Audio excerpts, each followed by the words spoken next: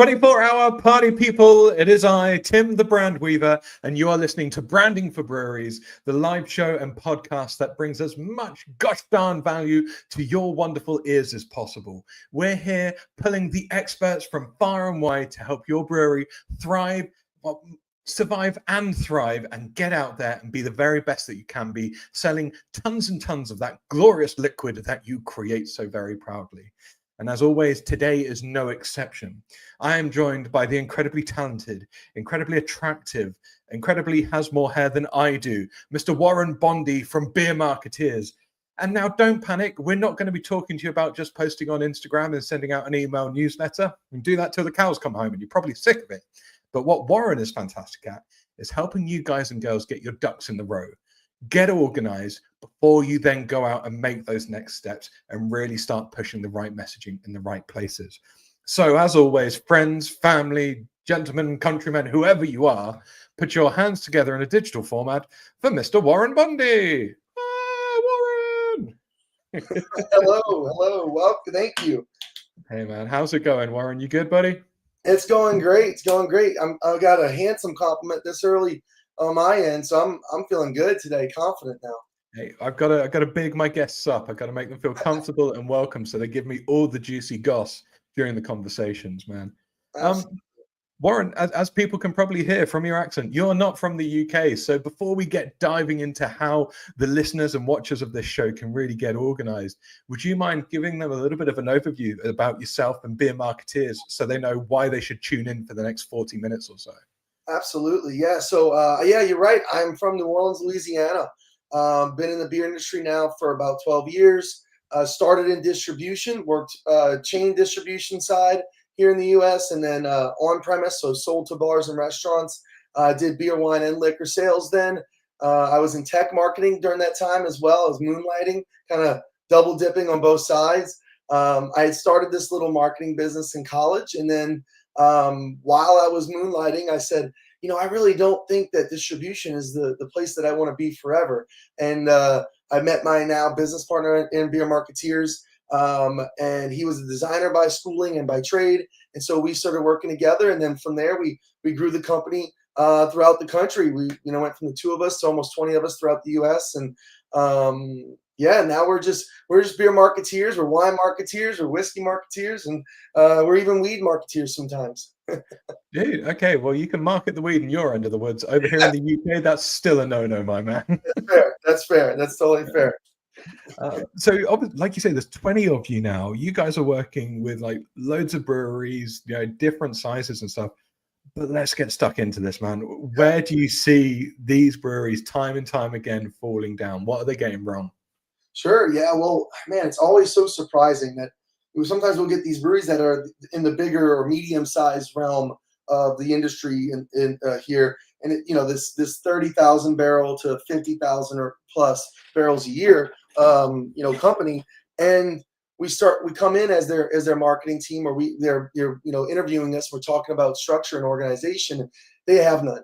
It's chaos. There's no tasking anywhere. There's no responsibility or accountability on that side. It's just an email, and then you've got salespeople fighting with marketing people and so on, because they're shooting emails and they're getting lost. So that's the first thing we see every time. There's just no structure. There's nothing there holding everybody accountable. Why do you think that is, man? Like, because in a brew house, you have to be structured, right? You've got to be organized. You've got to know what you're doing. You know where your stuff is coming from. Why are they not paying that? Why do you think they're not giving that same level of attention to their marketing? I think it's especially over the last handful of years, it's been a lot, because when craft beer was blowing up here, you didn't have to necessarily think about it, right? You could make good beer, and if you had decent marketing or branding, you were okay. You were making it happen. And so some of these places that are around 10 years or older, they haven't needed it, right? There wasn't as much competition. Some of it is that they're not necessarily super business-minded people. They're crafters, they're artists, right? They're making a product that does take a lot, like a chef, to work on and to build, but they're not necessarily the people who are who are like, okay, I've got to run this ad and I got to do this campaign. I've got to make sure that my brand is well represented out there. Sometimes it's just back of mind. And then by the time it is front of mind, they're trying to scramble and get it together. They're hiring people who are marketing people, but maybe there's just no structure there and they're just shooting from the hip.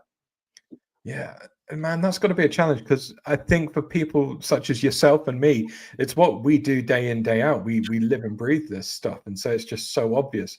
I keep on having to remind myself of, like, all my brewery friends and, you know, people who listen out there, like, they're in it for the brewing. They're in it for making this beautiful liquid, this nectar, and everything else is just an extra, which it's an essential, but not necessarily something they want to do. So I get it why the time's not invested sometimes, and I feel for them. But this is why you're here, Warren. You're here to help. You're going to be the Sherpa today, right? You're going to guide them through this journey and get them set up on their journey to marketing nirvana, as it were. Absolutely. So, all right, man.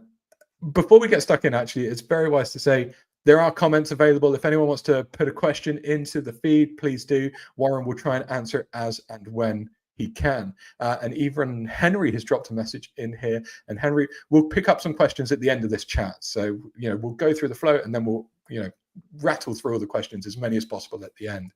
So, Warren, my man, yeah, if you're saying before they start getting out there, posting on their social channels and getting their newsletter up and running and attending all these events, what they got to do, what they got to have in place, man.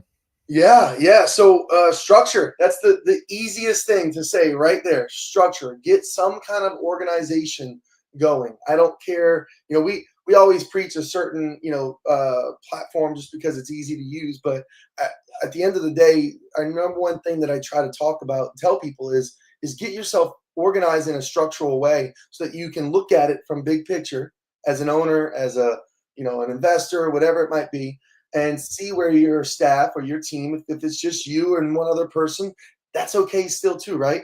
But the structure is the number one thing. Get a place to put all the upcoming needs, and then the layout, that the how you're going to attack those needs, and then have a place to continue to feed into that in different avenues. And we'll go down those avenues here, I'm sure. But the number one thing is structure right away. Get organized and get some kind of structure built for your team. Okay, so get organized. I get that, but that's like really high level. Can you Yes. maybe break that down a little bit more so people are going, okay, this is what a structured approach, like a foundation for my marketing, looks like?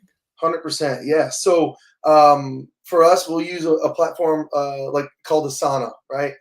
In that platform, we've got everything that's marketing needs. We've got a content calendar. We've got an ad calendar. We've got creative requests. We've literally got the brewing calendar for some of our clients on there so that we know what's coming up next, what's brewing, right? So we're looking at this full dashboard and we're going, okay, what's the goals for sales? It's on there too. We have sales goals. It's telling us what we need to do. And then we can discuss that in a meeting, go, all right, well, here's how marketing can support sales. From there, we build around whether it's a campaign, whether it's a pre-built strategy that's set for the year or for the quarter. We're going to build around that, build assets, design assets, build campaigns on social, build campaigns in email. We're going to tie it all together in that. So when you look at this structure and you look at this get organized piece, it's literally building a dashboard, basically.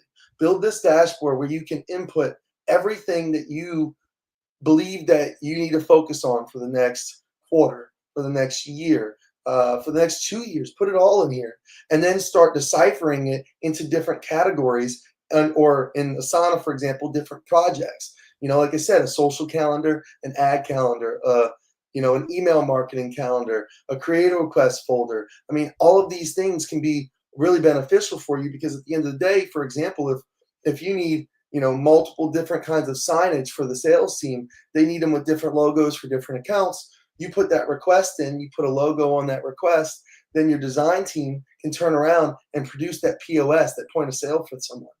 And so then the point of sale is done and they can go get it printed. They're tagged, it's thumbs up, or it's marked as complete. And now you're in business. Nice. So I can completely see and relate to the need to use a platform and get organized for the communications between different team members. But if we like really kind of drill down to this, you mentioned about being like, well, what's the goal? So if someone's setting up, they're starting from scratch, man. Like they've got nothing, and they've gone, right, well, my goal is we're going to drive revenue. We're going to drive revenue by releasing, a new beer every quarter. Is that the goal that you're talking about? And then you start to extrapolate from that, Sure. or is it something a bit different? Yeah, so it can be, right. If your thing right now is that I'm going to produce a new beer every month, every quarter, you want to have that in there. You want to have that planning part in there. You're essentially planning your quarter, planning your months, planning your year, and your weeks out in this organizational platform that you're building. So if you're starting from scratch, you go, okay, my number one thing, I want to drive revenue through our tasting room, right, through our tap room. That's the easiest ROI because it's the most that we don't have to sell through distribution, right? So for us, we can sit here and go, I want to drive traffic to the tap room. That's your big picture goal. Then you're going to go, how can I? Well, if you believe that it's by producing new one-offs every quarter and maybe doing some concerts and maybe doing one other thing, you put those into this section, and then you take that information and you start putting it into your calendars. How can you advertise that the best way? Maybe it's organically plus paid, right? Maybe it's organic, paid, and email. Maybe it's organic, paid, email, and posters and accounts, right? And your sales reps hitting it. For us, when we build out a campaign for that particular side of things, if let's say the campaign or the goal is not just for the tap room. Okay, we have drive more revenue on one side, but then we have let's drive more revenue through sales. So at that point, we're looking at pull through, right? We're trying to get people to take product off the shelf. Mm-hmm. Well, for me, when we look at these platforms, we're putting an overall goal, and then we're breaking it down on two sides. We're saying, hey, this is all the organic, this is all the tap room, this is how we're going to deal with it in-house. Then here's the other side of how we're going to advertise it outside of that, how we're going to do paid ads, how we're going to do POS for the sales team. And we want it to all be branded similarly, right? We want it to all have the same voice, all have the same goal, all have the same delivery. So we call it 360 marketing, right? I want sales and marketing and tap room or tasting room all working together at the same goal with the same voice and talking about the same product. So that's where these platforms can really help. Mm-hmm.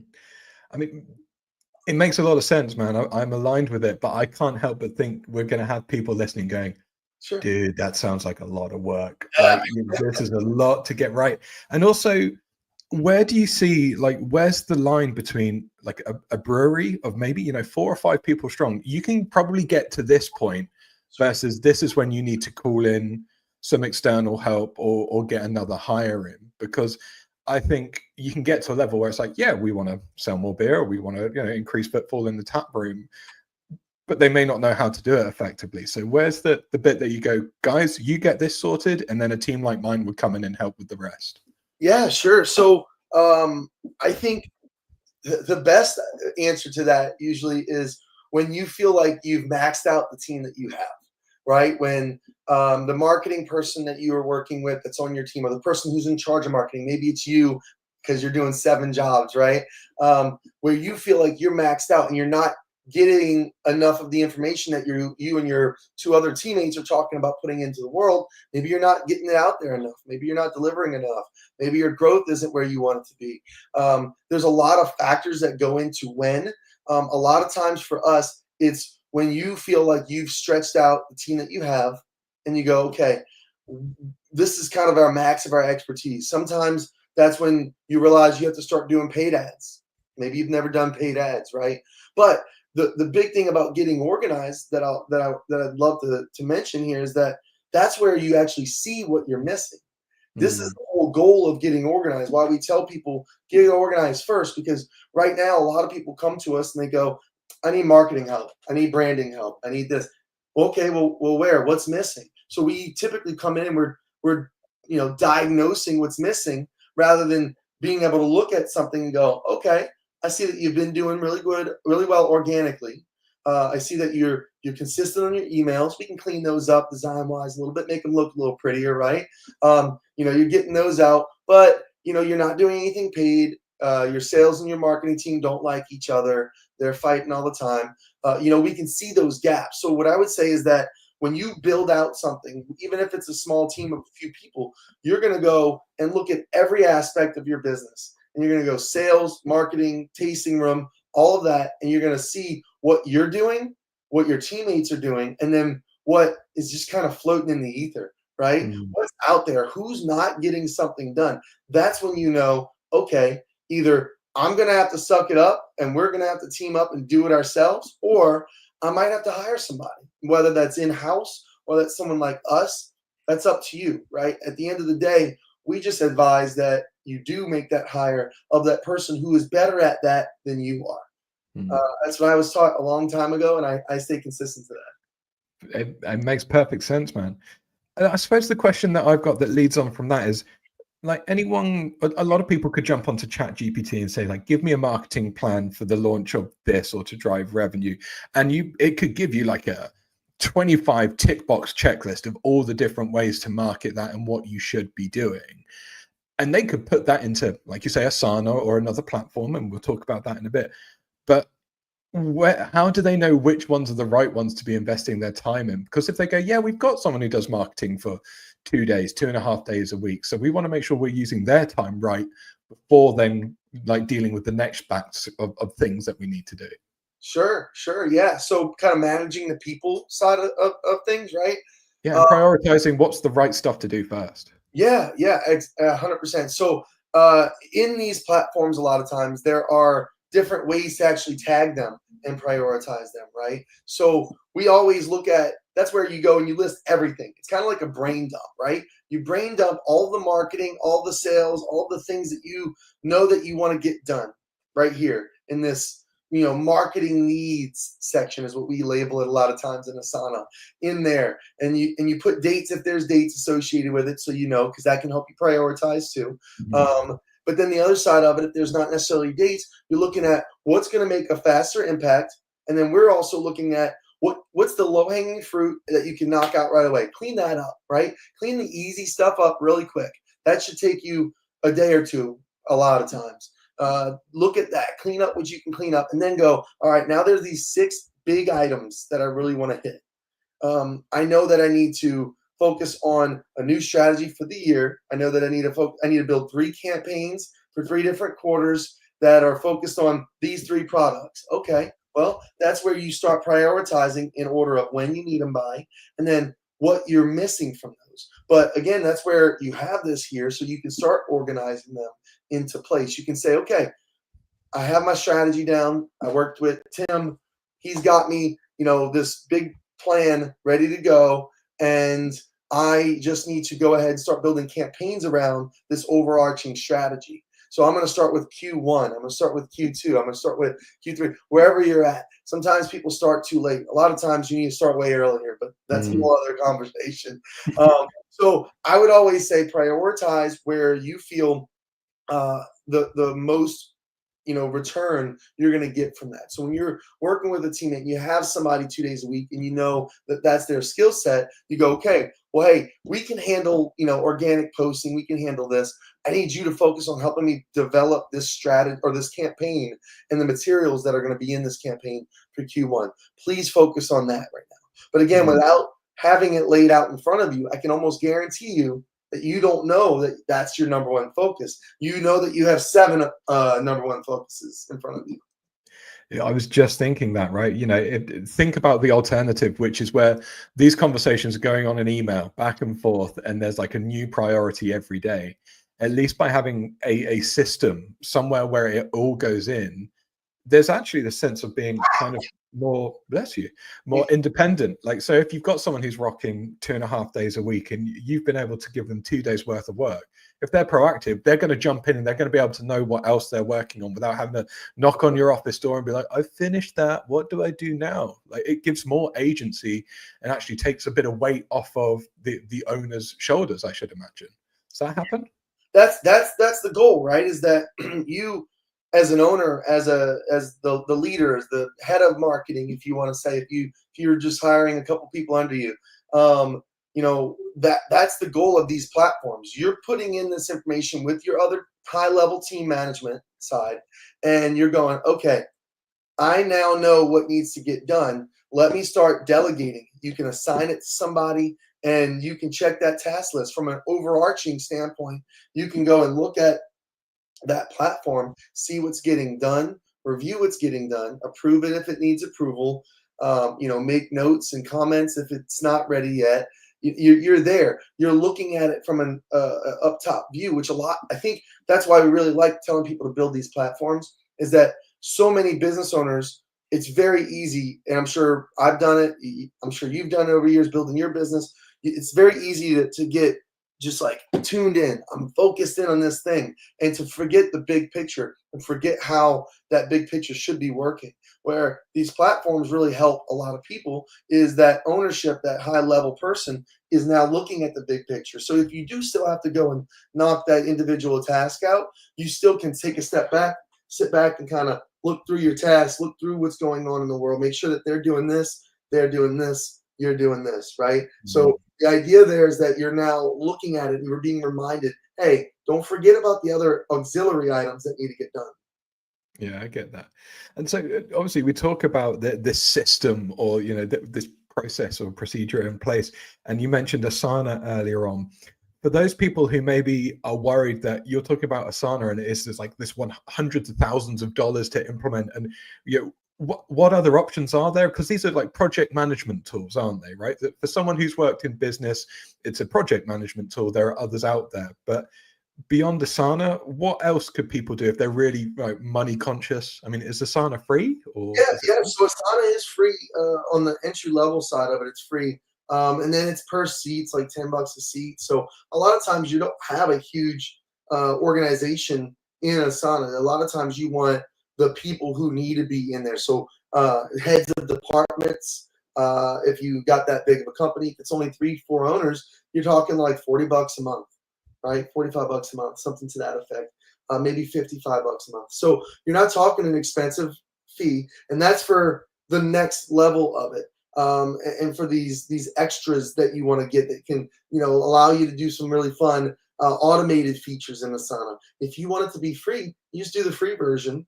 You can have it as the free version for as long as you think you can handle it. You'll know when you don't want the free version anymore. It always happens. You start seeing these other, you can try free trials. It'll show you all these features. I always recommend people, hey, go try the free trial. See if you want them, because you might want some of, there's a lot of automation that can be built in it. But Asana is free. It's easy to use. If you want to spend a little bit of money, there's things like Monday. There's, HubSpot's got task tracking in it as well. We picked Asana because it's free. It's got an easy app. You can set it up for notifications. It's so simple to use. It's literally why we picked it, because we did all these other ones. We worked through all these other platforms, and we said, what are brewers going to use? Where can I get my brewers involved the most? Brewer owners. To confirm, Warren doesn't take a cut every time someone signs up for Asana, by the way. He's just I a big wish. fan of it. I wish. I tried to be a ambassador or whatever they call it for them. They denied me. No. Shout out to Asana for denying me. They won't be listening. It's cool. We're not there yet. Give it time. We will grow. We will take over the world. Yeah. But say someone goes, okay, I'll give Asana a go. I'll try the free version. Like, what are they doing? Like, what are the buckets that they've got to set up? Like, you talk about just like brain dumping, right? But brain dumping onto one sheet probably isn't the right way to do it. There's got to be categories or something that they need to bear in mind. What are those? For sure. So we always build ours definitely more with a marketing focus, right? So bear that in mind. You can build yours however you see fit. And it might work differently for your company. But there's the section that's called projects, and it's a little plus button. And all you're doing is you're adding names of products. We've got a creative request section where any designs that are needed, big, small, medium, whatever, they come in through there. They have a due date. There's a spot where you can upload a bar's logo. You can write the copy or write the information. Hey, it's from 5 to 7 p.m. We're giving out samples of this new beer, blah, blah, blah. You can put it in there. It's there. It's assigned to whoever your design person is with the due date. That's why we do it too. Due dates, everybody. Stop telling your designer ASAP. We hate that.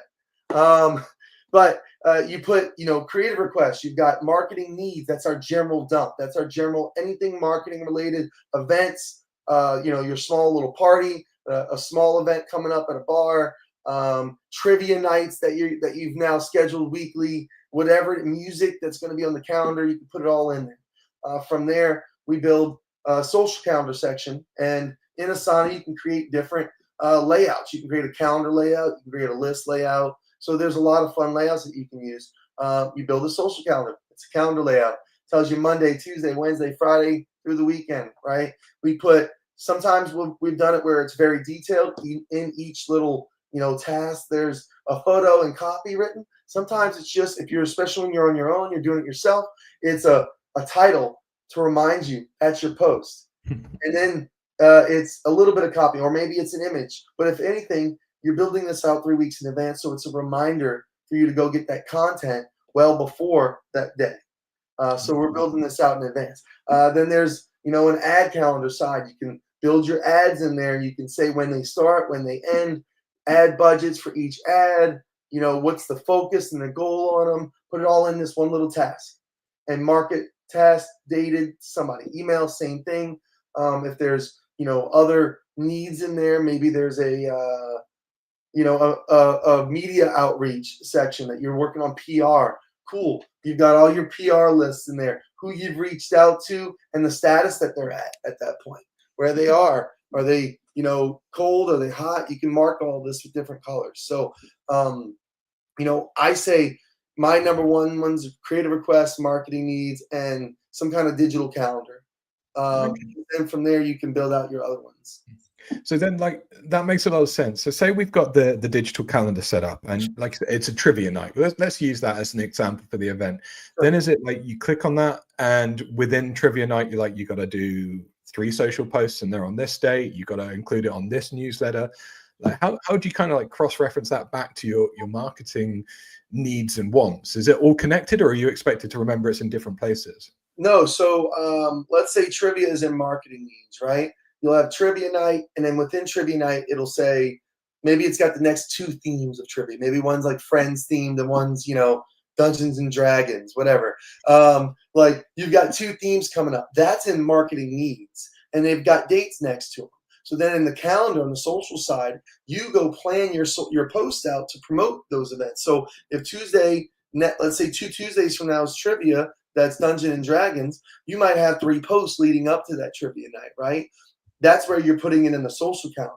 You're going to say, hey, trivia night, event page, Dungeons and Dragons. Maybe you have 2 stories between the next post. Then you have a post, and you have another 2 stories, and you have a post. But this is laid out on your social calendar side. So you're feeding your digital calendar from your marketing needs. You're also feeding your email calendar from your marketing needs, and you're feeding your ad calendar from your marketing needs. And what you're doing is you're deciphering which of those items need to be paid, need to be organic, need to be direct, right? Email marketing direct, paid, and social being organic. So on that side, we're literally going, okay, well, trivia can be organic, but I've got product going into a new territory, and I don't want to have to post 7 times reminding people that we're now selling in this new territory.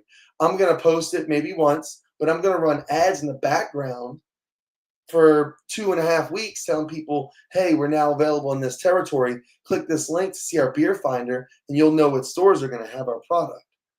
And so that's how we can kind of decipher that, right? We can separate that a little bit. Oh, I've got 12 events coming up. Well, sometimes your social calendar or your organic posting can get really clogged up with tap room only stuff so that's where we use that. We take that marketing needs section, and we go, okay, well, you know what? I'm going to do some of that on social. I'm going to do some of that, maybe 2 events that are big. I can target them with paid tickets, right? I can do some paid ads. And then I've got a few of them that I just need to make sure they get love. Well, they're going to go on my email marketing calendar. I've got 2 emails going out between now and that event. I'm going to make sure that those events are in that email. So you're taking that marketing needs and you're deciphering it into your different columns of marketing and how you can get it out there. Okay. I think that's a really important topic to start to unpack a little bit more, if you're okay with that, Warren, where it is that the different needs around planning for those different kind of content types. Like you say, you don't want a social channel to be bogged down and just oh, this is our next upcoming event, and whenever anyone's following you, that's all they're getting. But Can you talk to me through that again? Like the idea of going, well, yeah, you probably want to do maybe 2 or 3 posts organically, but then you're going to fund some. So it's not going to appear in your stories and on your posts, but it's going to be somewhere else. Is that right? Yeah, exactly. Yeah. So I mean, when we're running a meta ad, a lot of times it's probably something that we've already posted about once or twice, but it's something that we don't want to just bombard everybody with, right? We want to keep our social, especially like when you're leaning into the Instagram and these other platforms that are for the younger generation, even so to speak, right? Makes me feel old when I say that, but you know, we're got limited time, right? So we don't want it to just be selling to them the whole time. So sometimes you have a lot of lifestyle imagery that has to live on your Instagram, that might have to live on your TikToks or whatever it might be. Some fun stuff, some stuff that's people enjoying themselves. Maybe you can't advertise that event, even though you know you're like, man, I got 100 tickets to sell still, right? I want to get these tickets out there. So what we're doing is we're kind of going, okay, well, I posted about this. I don't have anything interesting and new to say about this yet. Maybe I'm announcing breweries that are attending my beer fest, right? But I don't have any new ones that week. I'm going to have an ad running in the background no matter what. So I'm not stressing. I know that my ad is working for me while I sleep or while I do other organic stuff. Because if I've got this one event over here, I don't want, you know, the tap room to take a hit and not get its love that week. I don't want sales team to be upset because we haven't done enough posts about our core products in the last month and a half. I want to make sure that we're delivering on all these channels and all these aspects. Okay, man. It makes me chuckle because I think I can just hear people go, dude, this is so much work. I can't handle it. But I know I've heard you talked about what was it, the bare bones but brilliant setup before, Yes. man. So for like a 1 or 2 person team, what's bare bones but brilliant? Yes. Marketing needs, creative requests, and a digital calendar. That's your bare bones. And I know it sounds scary. It's really not. The hardest part is 100% the dumping all that into the system. Once you dump everything that because I know everybody, most of you have it in your brain. If you don't, that probably means you should be talking to somebody who is marketing minded because you have to think that way nowadays. There's too many breweries, there's too many brew pubs, there's too many places that are your competitors. You can't be the only one not marketing. But if you are thinking about that, you just don't know what to do with it, just dump it in here. I promise you, the stress or the seemingly scary part of this is that dump. Once it's in there, you go, all right, you're literally sitting back. You can see it on your screen and you can know what you can accomplish on your own. You can know what you can accomplish as a team of 2. And then you'll know what you need to pay somebody part-time, pay somebody full-time, hire an agency, hire a consultant, whatever for, right? And if that's not on the table, you'll know that you two just have to kind of dive in and do it, but you'll have it laid out. So that number one thing is dropping everything that you know you need to focus on. Marketing and sales can be under marketing needs. It's okay. Drop it in there and put your goals, put your number one marketing needs, whether it's events, maybe it's tastings, maybe it's something like that.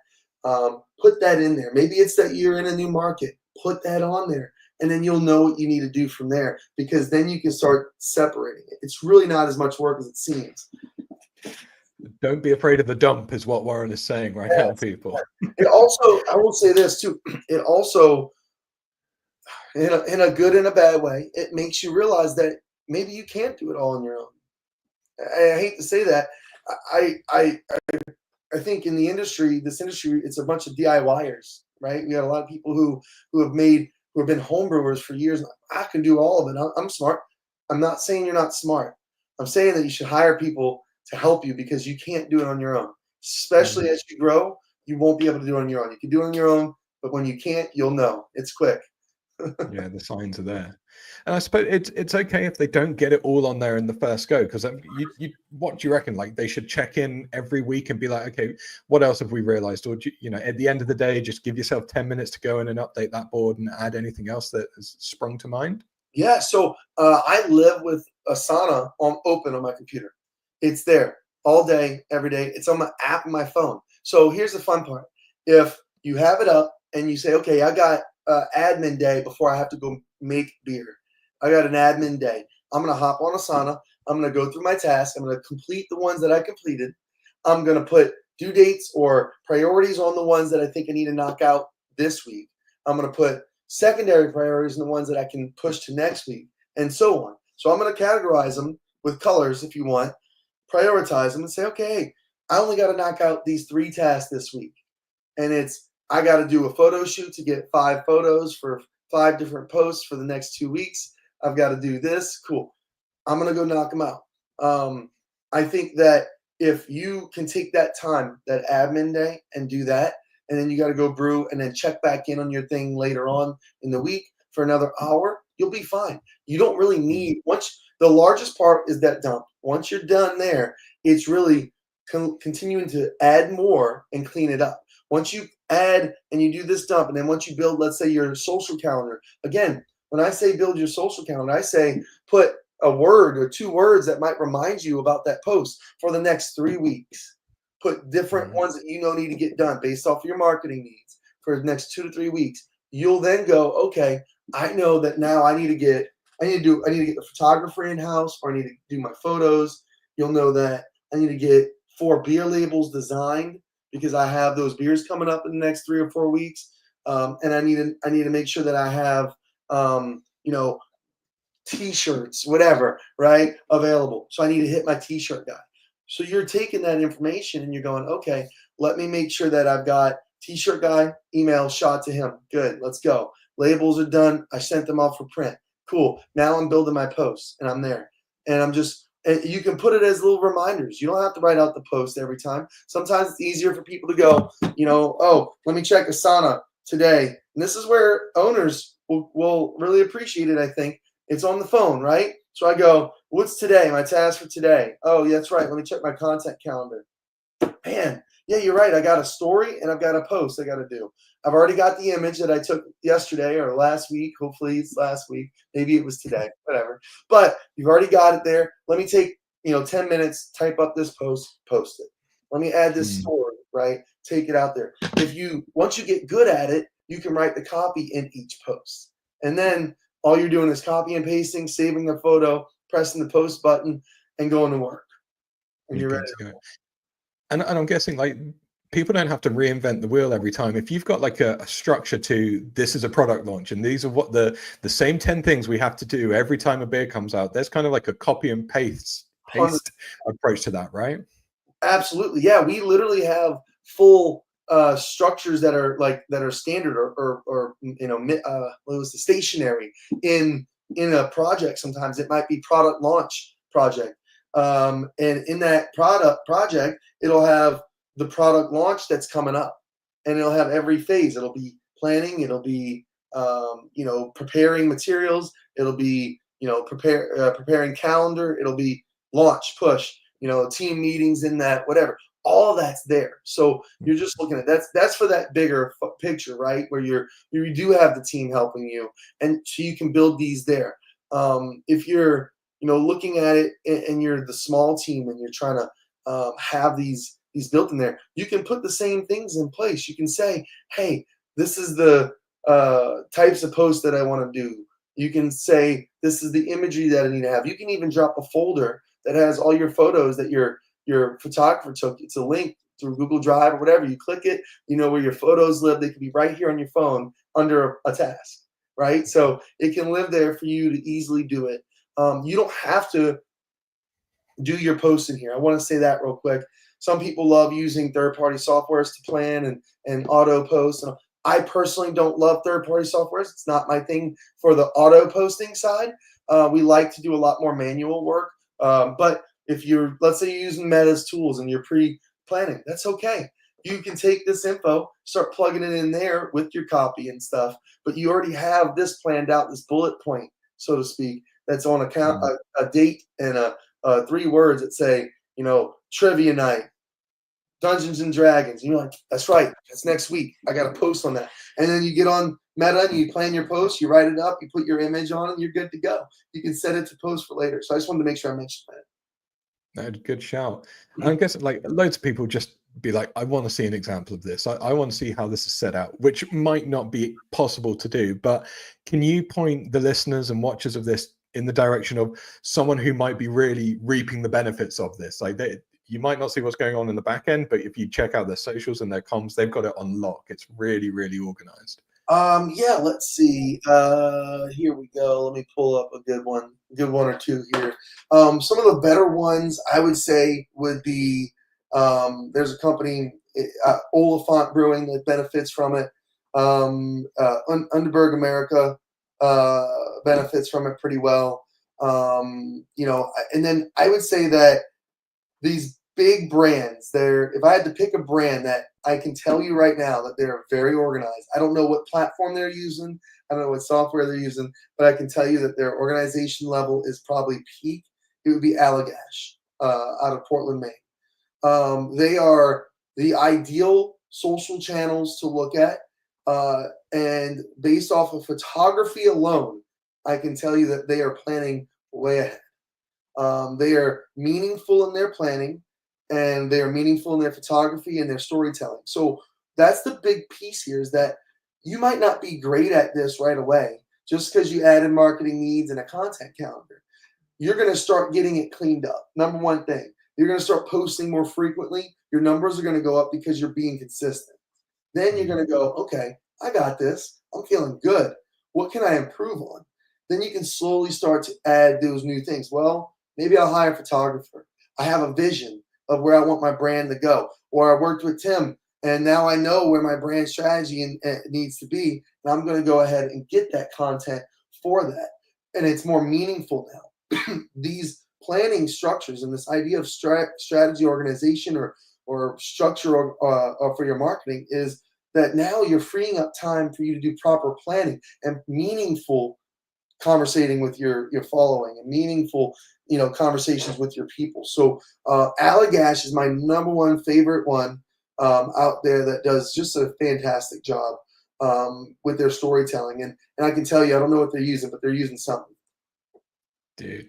Okay, everyone, check out Allagash. I'm sure most of you have seen it, but go and have a proper look with this in mind, with Warren's sage words in your mind. Yeah. Go and dissect what they're doing. You're like, oh, okay, I see these guys and girls. They're organized. I get it. So obviously we're talking about the benefits of internally being organized and having this on lock, but can you speak to the strengths of then working with outside partners or agencies? Because that's going to save time, that's going to save money, right? They're not going to be paying for all the extra bits and the fact finding because it's already there. Am I correct, or am I just like hoping for the best? So yes, there's a few sides to that I think that people can benefit from, right? So on a small scale, let's say you just hired somebody on social media and they're like, hey, I need digital marketing help. I hired a person, they're cheaper, they're a new marketer, they're younger, but they don't necessarily, maybe they're not there, maybe they're not in-house, right? They don't necessarily know where your brain's at, what your brain needs. Stop thinking that we can read your minds. We can't. Not that good. Not yet. One day. But we need to know what's in your brain and what's in your heart, right? And what you want to push your brand. So that's where you still dump in there. And again, once you do that big dump, these little dumps that you do weekly are smaller. You're not spending hours. You're spending 30 minutes or so adding new things in there and assigning them to your marketing person. Then your marketing person can take that and they're going to deliver. They're going to go out there. They're going to make the content. They're going to make the imagery. They're going to take the photos. They're going to do the posts. And then you can see from high level what that looks like. So what I'd say on that, even that small scale, all the way to the big scale, is that you're still having that point of contact with that person who's maybe in-house that's brain dumping in there. Unless you're paying, someone to be your fractional CMO or that high level, who that person should be also doing that and be that mouthpiece to the people below that who need the implementation side for them. But if you're just hiring a team to do your implementation, but hey, this is what I want, you have to dump it in here. You put in the information in there, and then you can discuss it in Zoom meetings and all the other fun stuff. But you dump this info in there for them to plan and put out. And then you, as an owner, as a CMO, whatever it is, you're looking at the big picture. You're going, okay, looks like the next 3 weeks on the content calendar, they're hitting everything. Ad calendar looks good. Oh, you know what? I think we can get one more email in there about this product launch. Let's go ahead, type up a little note, ad calendar in the product launch. Let's go. Team knows now, they're ready. So when you're looking at working with a company like this is huge, right? Like people struggle. They're like, I never really got anything out of the agency. Well, to be honest, half the time when you work with an agency, and we deal with it all the time, it's what you put in. people hire an agency many times and then they go, let me set it, forget it. But this app and these softwares and this structure, this is meant to remind you that you need to put this in, or the team that you hired isn't going to know what to do. They're not going to know where to go. If they're hired to do the implementation, if they're hired to do everything and they're your big people and they're your director of marketing and implementation, well, then they need to dive in. They need to work with you and they need to pull that info out of you like teeth at a dentist. Because I know it's like pulling teeth from most owners. Sorry, guys, love you, but it is. But I would say when you're working with an agency, something like this should be there, or at least loosely there. If you're unable to do it, you need to work with somebody to do it. That's okay. It's not the end of the world. You're gonna have to pay somebody to build it for you. But if you think you can build it yourself, or at least the baseline, man, go do it. Do it to a point where you've hit your limit and max out all your potential, and then you're ready for an agency. Okay. I've got one more question for you, Warren, but before I do that, I do need to ask the one that's popped up in the chat feed here from Henry over on LinkedIn. And it's a slight diversion, but obviously he hears that we're talking about marketing. So he wants to hear about marketing alcohol-free beers and how it's different to other craft beers out there. I know I've got my opinions on this, but Warren, dude, you're the guest, so fire away, man. Talk to us about I love it. Yeah. So the number one thing and the most fun part of alcohol-free beers is that I can do paid advertising a lot easier. I can direct to consumer that product. I can build my paid ads to actually sell and ship to your door.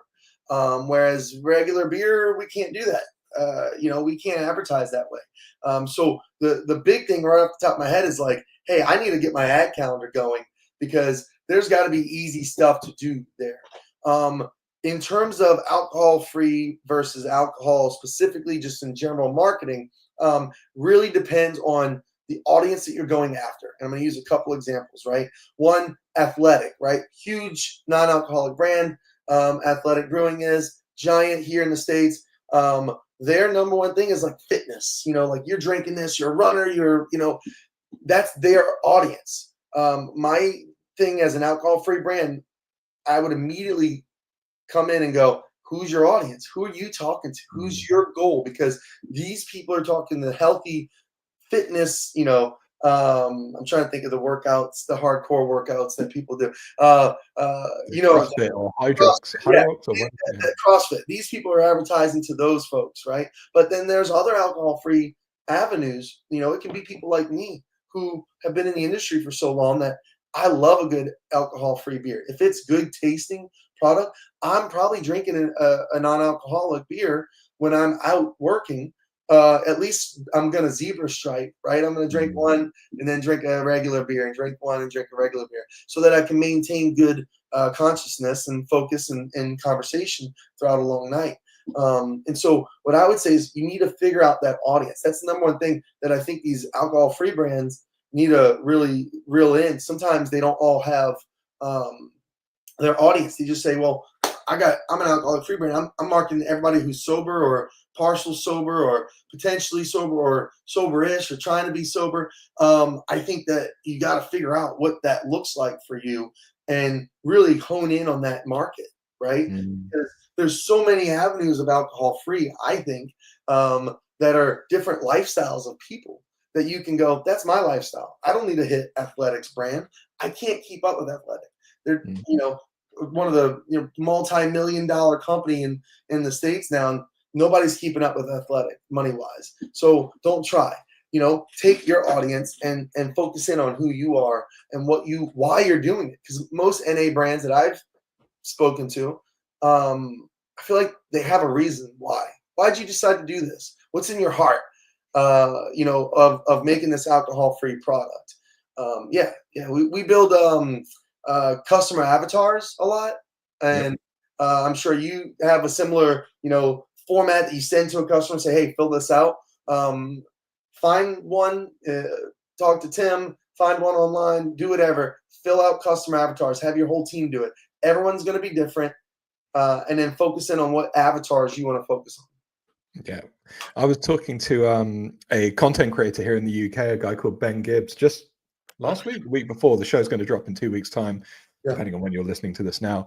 And he was saying it's a really interesting kind of an interesting quandary for breweries to have if they're not like just alcohol free, like they're releasing an alcohol free beer alongside their alcoholic stuff, because those, a certain fraction of the audience who don't drink anymore, they don't actually want to be like marketed to that they've got the alcohol free beer. There's almost an expectation. It's like, well, you're going to have a couple of good ones in the fridge, right? So his argument was almost like the best marketing strategy is not to market it at all. It's just, you've got to have one, which clearly isn't always going to benefit someone. But if you are talking to a brewery who maybe is looking to launch an alcohol-free beer alongside their traditional alcohol range, would the approach or would the recommendation change a little? No, I mean, I think that you still have to figure out who or why you're targeting that. I mean, there are a lot of options to help you generate more revenue. If it's just that you want to have that product in-house because you see the trends of like it becoming more zebra striping out there, and because I don't think that everybody's just going sober. I think that people are drinking more intently. They're trying to drink what they want to drink. And when they're not drinking, they will go to an NA beer.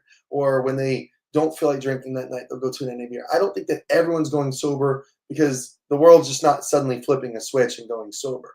So I think that if you're an alcoholic brand and you are making NA beer, treat it like a product launch, but treat it like a product launch with a very specific target, which, to be honest, you should probably have that for any of your new products, unless it's a very similar product. If you're creating a new product line, when you're launching that product, you should have specific elements that you're promoting behind that.